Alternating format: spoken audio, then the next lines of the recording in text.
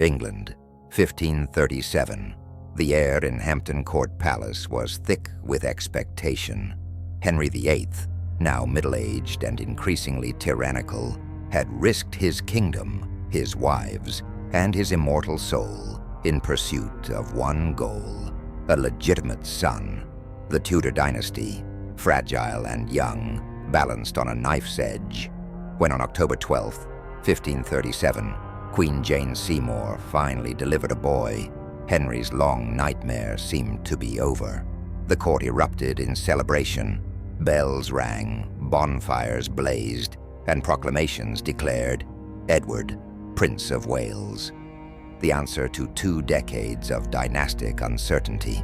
But triumph came with tragedy. Jane Seymour, Henry's 3rd wife and the only one to give him the son he craved, died of postnatal complications just 12 days later. For the infant prince, the cradle was shadowed by death from the beginning. He would grow without the tenderness of a mother, instead becoming the object of relentless, royal obsession. Henry VIII clung to Edward with desperate pride. Unlike his daughters, Mary and Elizabeth, both cast aside at different times as illegitimate, the boy was untouchable, the embodiment of Tudor legitimacy. He was treated not as a child, but as England's salvation. Servants bowed to him. Courtiers hovered over him. Guards surrounded him. And from the beginning he was groomed not for ordinary life, but for absolute kingship. Edward's childhood was carefully constructed to produce a ruler. He received the finest humanist education of the age: Latin, Greek, rhetoric, philosophy, mathematics, subjects meant not just to train his mind, but to craft an image of the perfect prince. His tutors were not neutral scholars, but deeply committed Protestants, carefully selected to shape him into the religious hope of reforming England. Chief among them was John Check, a brilliant Cambridge scholar and ardent Protestant. Alongside him stood Richard Cox, and later the reformer John Calvin's disciple, Martin Bucer, who exposed Edward to radical theological ideas. The boy's education was as much indoctrination as learning. He was taught that Catholicism was not just error, it was evil, that the true king ruled not only by law, but by divine command, and that England's destiny was to be a new Jerusalem, purged of papal corruption. By the age of 7, Edward could argue theology with his elders. He absorbed scripture not as gentle devotion, but as a political weapon. In his journals, terse, factual, almost cold, he would later write of executions, rebellions, and religious reforms with the same detachment as he recorded the weather. But for all his brilliance, Edward's childhood was isolated. Unlike other children, he did not play freely. His companions were his tutors and guardians, all adults who treated him with reverence. Mary and Elizabeth, his half-sisters, were at court only sporadically. For Edward, the normal affections of family life were absent. This isolation forged a boy who was more scholar than child, more heir than son. He was praised constantly, never contradicted, never allowed to forget his destiny. Even Henry VIII, who could be a cruel father to his daughters, lavished Edward with adoration. The boy was the center of a world that revolved entirely around him. And while this adoration seemed a blessing, it was also a curse, for it meant Edward was never taught the human skills of compromise, of empathy, of doubt. Instead, he learned certainty, authority, and the dangerous belief that opposition to him was opposition to God. By the time Henry VIII died in January 1547, Edward was 9 years old. Frail in body, but precocious in intellect, he was suddenly elevated from cloistered child to King of England and Ireland. He inherited a kingdom fractured by religious division, financial strain, and political intrigue. And yet, courtiers whispered with relief. Unlike Henry, violent, unpredictable, given to rages, Edward was pious, studious, and obedient. To them, the boy king seemed a pliable instrument. The real power, they believed, would lie in the hands of his regents. They were wrong, for though Edward was young, he had already been molded by years of relentless indoctrination. He did not see himself as a child. He saw himself as God's chosen instrument. The boy king was ready to wield power, and though his body was fragile, his convictions were sharp as steel. Cliffhanger ending. As the crown of England was placed upon his small head, the court saw a pale, delicate boy. What they could not yet see was the force of belief burning behind his eyes, the same belief that would soon tear England apart. When Henry VIII's body was barely cold, a silent contest for power erupted at court. The will of the late king had established a regency council of 16 men to rule collectively until Edward came of age. But collective power was fragile. Within weeks, Edward's uncle, Edward Seymour, Duke of Somerset, had outmaneuvered his rivals and declared himself Lord Protector of the realm. It was a bold act, barely legal, but it placed the government in the hands of one man. For Edward VI, barely 9 years old, this meant his throne was effectively guarded and manipulated by his mother's ambitious brother. Somerset cloaked his rule in paternal care for the boy king. He styled himself as Edward's defender, claiming every decision was for the young monarch's benefit. But in truth, Somerset's power was his own, and he wielded it with ruthless ambition. Yet even at 9, Edward was no passive puppet. He sat in council meetings, absorbing the debates of seasoned statesmen. He asked questions, offered opinions, and occasionally startled his elders with his sharp grasp of theology and law. His presence was both reassuring and unsettling. The child king, pale and serious, carried himself with the gravity of a monarch far older. But what struck foreign ambassadors most was Edward's piety. Unlike his father, whose faith was often a mask for political convenience, Edward was sincerely and fervently Protestant. His daily prayers, scripture readings, and conversations with his tutors reinforced the belief that he was chosen to defend God's truth in England. This zeal shaped the policies of Somerset's government. The Book of Common Prayer, crafted by Archbishop Thomas Cranmer in 1549, imposed a uniform Protestant liturgy across England. Altars were torn down, images smashed, saints' days abolished. Latin Mass, so deeply ingrained in English parish life, was replaced with English prayers that stripped away centuries of ritual. To Edward, this was godly progress. In his diary, he noted the reforms matter-of-factly, recording not the pain of upheaval, but the triumph of righteousness. Yet for much of the kingdom, these changes were bewildering, even horrifying. The countryside erupted in anger. In Devon and Cornwall, the prayer book rebellion saw thousands rise in defense of the old Latin Mass. Their banners bore the words of traditional faith. Their demands were simple: restore the sacraments, restore the Pope. Somerset responded with troops. The rebellion was crushed in a massacre at Clyst Heath, where hundreds of prisoners were slaughtered. In Norfolk, unrest took another form. Kett's rebellion was not about religion, but about land and enclosure. The fencing off of common fields by greedy landlords. Tens of thousands gathered, demanding economic justice. Once again, Somerset's forces answered with steel. The rebels were routed, their leader Robert Kett hanged in chains from Norwich Castle.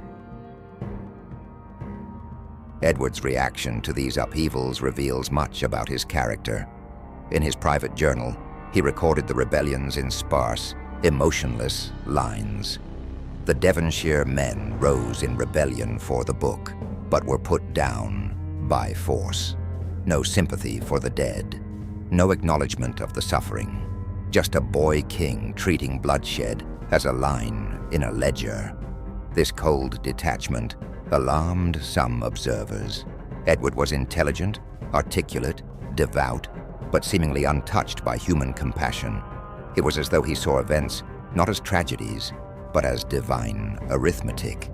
Catholics had rebelled against God's will. They were punished.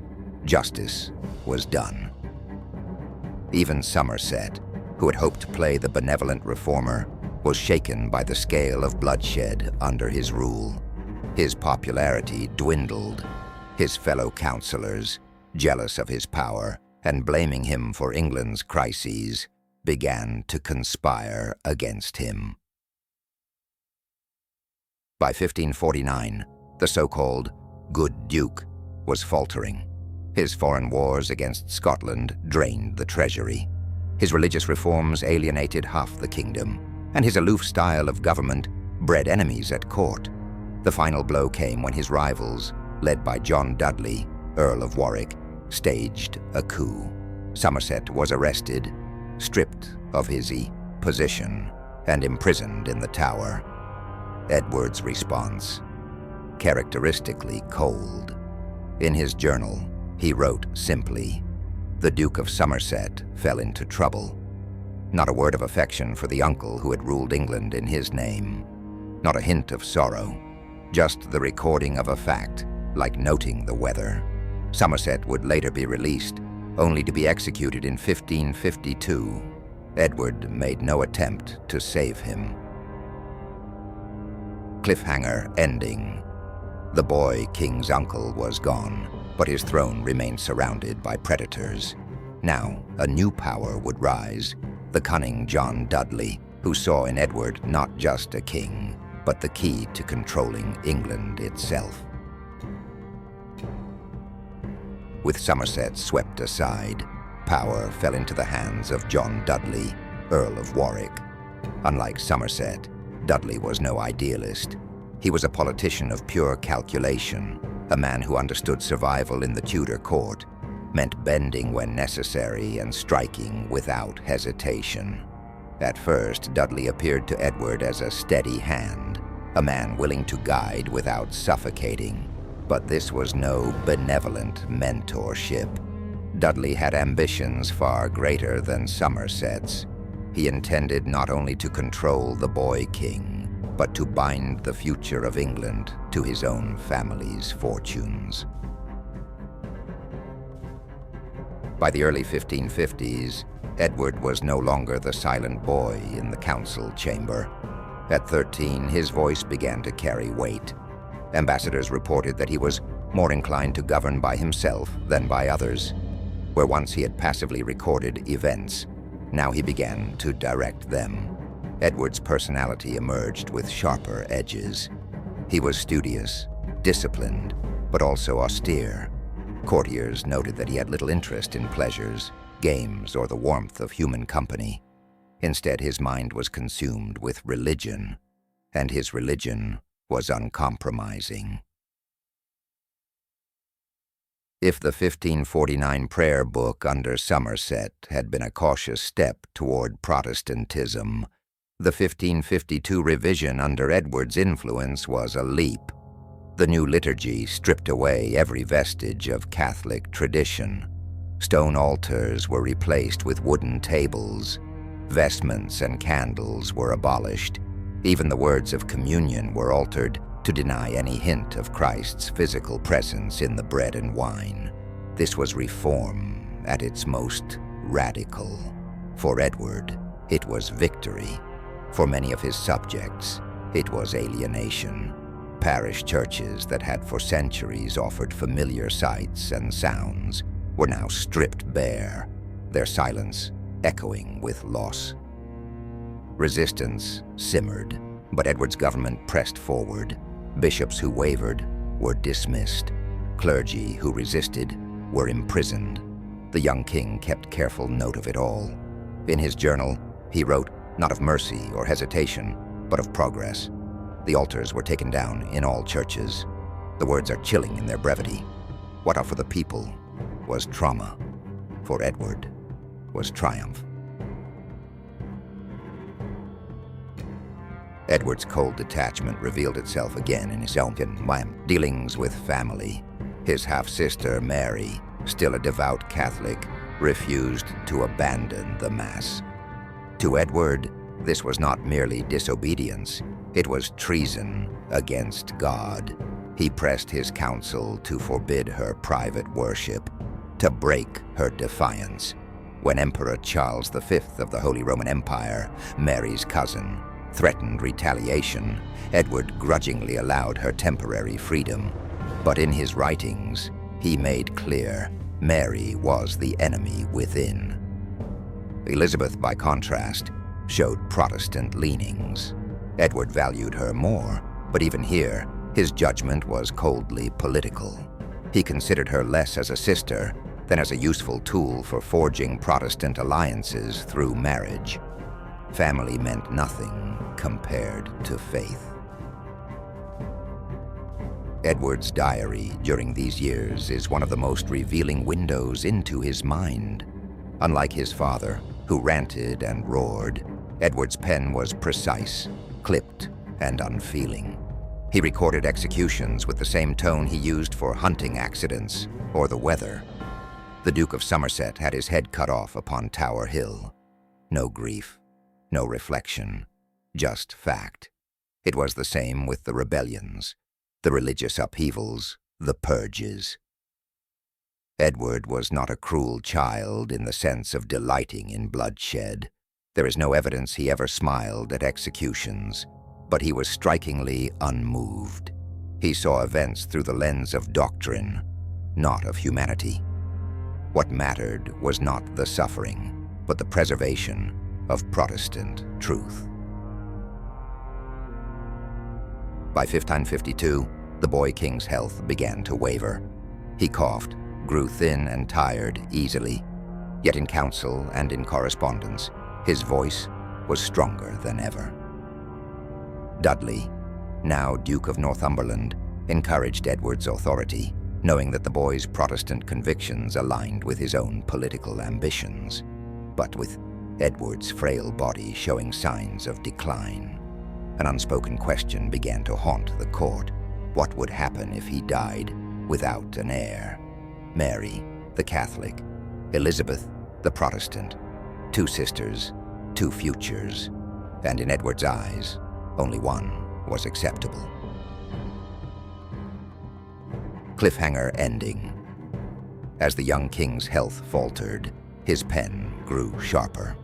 In his diary, he began drafting not only his vision for England, but the very succession of the crown. And in those pages, he would set in motion a conspiracy that would shake the Tudor dynasty to its core.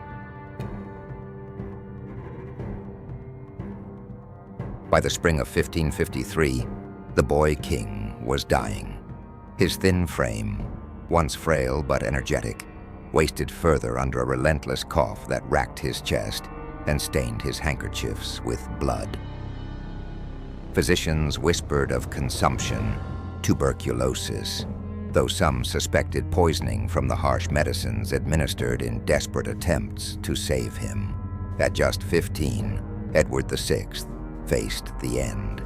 But instead of retreating into resignation, he seized upon the question that terrified him most: what would become of England after his death?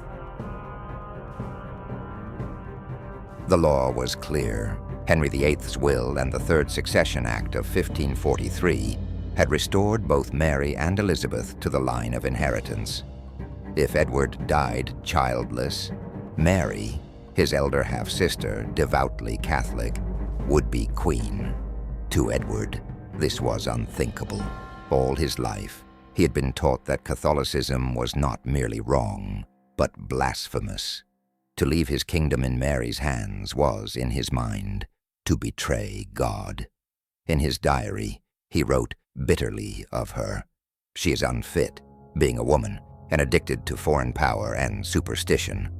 The boy, who had once played in the same halls as Mary, now saw her as a threat, not only to his kingdom, but to his soul. Enter John Dudley, Duke of Northumberland. Where Edward's fear was religious, Dudley's ambition was political. He had risen higher than any man since Wolsey, but his position depended on the boy king's survival. If Mary took the throne, Dudley would fall, and likely to the axe. Together, Edward and Dudley forged a plan. Its foundation was Edward's own pen, the device for the succession. The document, written in Edward's increasingly shaky hand, began cautiously. At first, he attempted to bypass Mary and Elizabeth in favor of the heirs of his cousin Frances Brandon, daughter of Henry VIII's sister. But Frances herself was pressured to renounce her claim.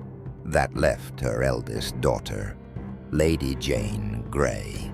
Jane was everything Edward desired in a successor: devoutly Protestant, fiercely educated, and, not coincidentally, married to Dudley's son, Guilford. She was the perfect vessel for both Edward's religious vision and Dudley's dynastic ambition. The original device was amended by Edward himself, the words squeezed into margins: the Lady Jane and her heirs male. His writing shows determination, even as illness sapped his strength. This was no manipulation by Dudley alone. The king himself was resolved. He would not see England returned to Catholic hands. But Jane was no eager claimant. A teenager herself, she had been raised in the harsh piety of Protestant humanism. She preferred her books to the throne. When told she was to be queen, she reportedly protested, "The crown is not my right. Mary is the true heir." Her reluctance mattered little. Edward's will was now law, and Dudley's army of counselors and lawyers worked furiously to give it the stamp of legality. Royal judges, threatened and browbeaten, approved the device. For Edward, it was a triumph of faith over blood. For Dudley, it was a gamble for power. For Jane, it was a trap. Even as his body weakened, Edward's mind remained fixed on this mission. He wrote of his succession plans with clarity, even as fever burned through him. Foreign ambassadors noted his iron resolve. The imperial ambassador, Simon Renard, observed with astonishment, "The king shows more determination in religion than any man of his council." It was as if the approach of death only sharpened his zeal. He did not soften toward Mary, did not seek reconciliation with Elizabeth, did not even speak of his father's memory. His obsession was singular, that England must not return to Rome. By June 1553, Edward was fading fast. He had grown so weak he could barely rise from bed. His skin turned sallow, his breath shallow. Yet he insisted on meeting counselors, forcing them to his chamber so he could press the urgency of Jane's succession.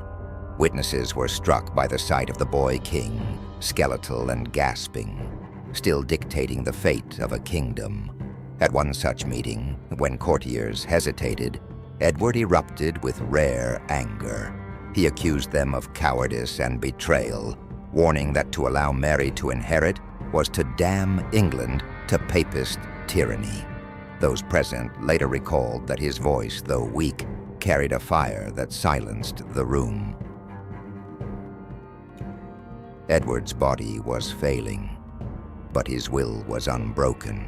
He clutched to the succession scheme as if it were his final offering to God.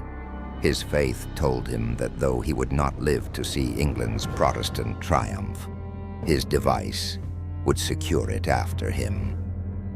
The irony, cruel and sharp, was that his very determination laid the seeds of disaster. For by forcing Jane upon the throne, Edward would unleash chaos that would tear England apart and nearly destroy the very Protestant cause he had tried to preserve. Cliffhanger ending. On July 6, 1553, Edward VI took his final breath, his frail body consumed by disease, his last thoughts consumed not by family or forgiveness, but by succession and faith. Yet even as the bells tolled for the boy king, the conspiracy he left behind was already beginning to unravel. On the evening of July 6, 1553, the bells of London tolled mournfully. Edward VI, the boy king, was dead. He was 15 years old, but his death was not announced immediately. The council, under John Dudley, moved quickly to secure the succession according to Edward's device. Secrecy was essential, for if Mary, Henry VIII's eldest daughter, learned too soon, she would rally her supporters. And so, as Edward's body cooled, Dudley's courtiers plotted in hushed chambers. Their aim was to crown Lady Jane Grey, Edward's chosen heir, before the realm could stir.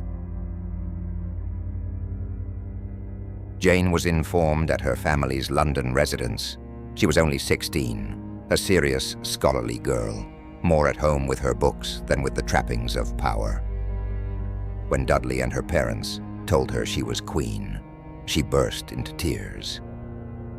Witnesses remembered her saying, "The crown is not my right. It pleaseth me not." But resistance was useless. She was escorted to the Tower of London, traditional lodging for monarchs before coronation, and there, on July 10th, she was proclaimed queen. Jane entered history as the 9 Days Queen. But in truth, her reign was doomed from the first proclamation. Now, the problem was simple. The English people did not accept Edward's device. The law and Henry VIII's will had made Mary the rightful heir. More importantly, Mary was the daughter of Catherine of Aragon, a figure still revered by many. To the common folk, Edward's cousin Jane was a stranger. Mary was a Tudor. As Dudley moved to secure Jane's throne, Mary moved faster. When news of Edward's death reached her, she fled to Kenninghall in Norfolk, then to Framlingham Castle, where she gathered an army. What stunned Dudley was not just the speed of Mary's defiance, but its scale. Thousands rallied to her banner. Catholic nobles, Protestant moderates, and ordinary villagers, many who had suffered under Edward's harsh reforms, all answered her call. Within days, Mary's force dwarfed anything Jane could muster. Meanwhile in London, Jane was isolated. She sat in the royal apartments of the Tower, pale and trembling, while Dudley scrambled to hold the realm. The very councillors who had sworn to uphold Edward's device began to waver. Ambition had driven them to risk treason, but fear of Mary and of the people drove them back. Dudley rode out with a small force to block Mary's army. It was a futile gesture. The tide had already turned. As his soldiers melted away, Dudley realized the truth. The conspiracy was collapsing. On July 19th, the council in London deserted Jane. They declared for Mary. Crowds in the streets erupted in cheers, not for Jane, but for the rightful heir. Bells rang again, but this time for triumph. When Jane was told she was no longer queen, she laid down her crown without protest. It had never been hers in spirit. To those who saw her in those days, she seemed almost relieved. Yet relief would not last. For though she had been Edward's chosen heir, she was now Mary's prisoner. Dudley was arrested, his power shattered. Within weeks, he was executed. Jane's fate lingered in uncertainty. Mary, merciful by nature, was reluctant to kill the young girl who had been a pawn in greater games. For a time, Jane was spared, but when rebellion later rose in her name, Mary had no choice. In February 1554, Lady Jane Grey was executed on Tower Green. She was 17 years old. Her brief reign, born of Edward's will, ended in blood. For Edward, the consequences of his device were devastating to his own cause. By attempting to block Mary, he had ensured her victory was all the more absolute. The boy king had believed he was saving Protestant England, but his scheme brought its opposite: the reign of Mary I, who would restore Catholicism with fire and fury. It was Edward's hand, more than Dudley's, that set this chain of events in motion. His conviction that Catholicism must never return blinded him to the reality of politics, and in death, he gave his half-sister not only a throne, but a cause. Cliffhanger ending as Mary entered London in triumph, cheered by crowds. Edward's legacy lay in ruins. The boy who had sought to be England's savior had instead ensured his kingdom would know flames. For the story of Edward VI did not end with his death. It lived on in the shadow of Mary and in the fires that would earn her the name Bloody Mary. Edward VI ruled England for just 6 years. In the grand sweep of Tudor history, his reign is a brief, fragile chapter, wedged between the violent dominance of his father and the fiery struggles of his sisters. Yet brevity does not mean insignificance. In those 6 years, the boy king left an imprint on England that was both visionary and destructive. At the center of Edward's legacy stands religious reform.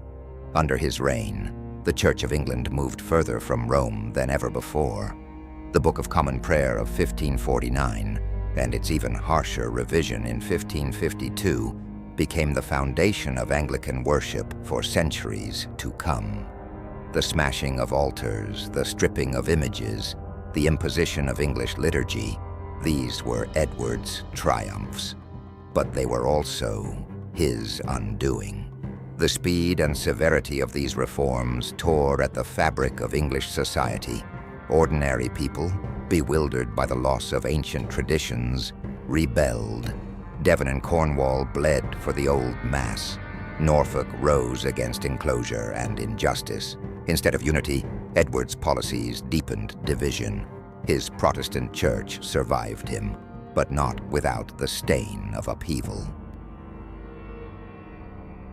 More revealing than laws or rebellions, however, are Edward's own words. His diary, preserved to this day, is one of the most extraordinary documents of Tudor rule. It is not emotional, it is not confessional, it is a record, clipped and cold. When Somerset was executed, Edward wrote, "The Duke of Somerset had his head cut off upon Tower Hill." Nothing more. When rebellions were crushed and prisoners slaughtered, he wrote of the Devonshire men as if listing cattle. His entries about the weather carry the same weight as his notes on executions.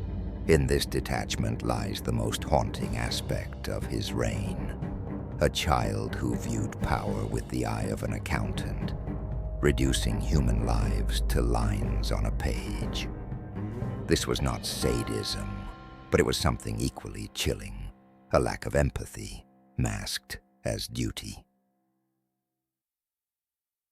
When Edward died in July 1553, he left a kingdom more divided than united. His great project, to secure Protestant England through Lady Jane Grey, collapsed within days.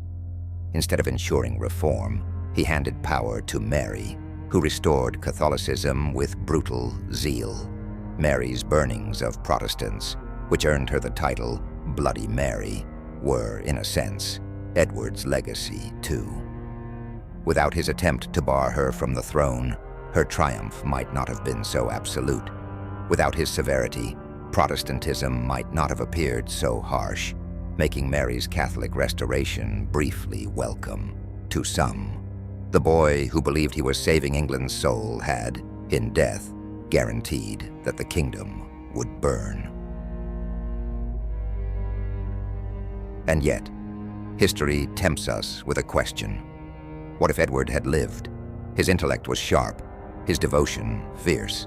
Had he survived into adulthood, he might have forged a Protestant England decades before Elizabeth's long reign. Perhaps he would have created a church as enduring as hers, one rooted not in compromise but in pure conviction. Or perhaps his zeal would have hardened into tyranny. His reforms already hinted at an England ruled by uniformity, enforced with no tolerance for dissent. His conviction that opposition to his faith was treason against God could have birthed a monarchy even more repressive than Mary's. The truth will never be known. The boy king left only the sketch of a reign, not its finished portrait. In the end, Edward VI stands as a paradox. To Protestants of later generations, he was a hero, the young Josiah, the boy who defended true faith. To Catholics, he was the cold reformer who desecrated the old church. To historians, he is both brilliant and brittle, a child shaped by forces far greater than himself. But to those who read his diary, his proclamations, his device for succession, a darker image emerges. A king untouched by tenderness, whose certainty was absolute, whose empathy was absent. Edward's reign reminds us that innocence does not shield against the corruptions of power. In his case, it may have accelerated them. A child with a crown is still a king, and a king, however young, can wound a kingdom. When Edward's body was laid to rest in Westminster Abbey, he was mourned as a promise unfulfilled. Yet in truth, his death was also a relief. For in sparing England the adulthood of Edward VI, history may have spared it an even darker fate. The boy king sought to be England's salvation. Instead, he became its warning.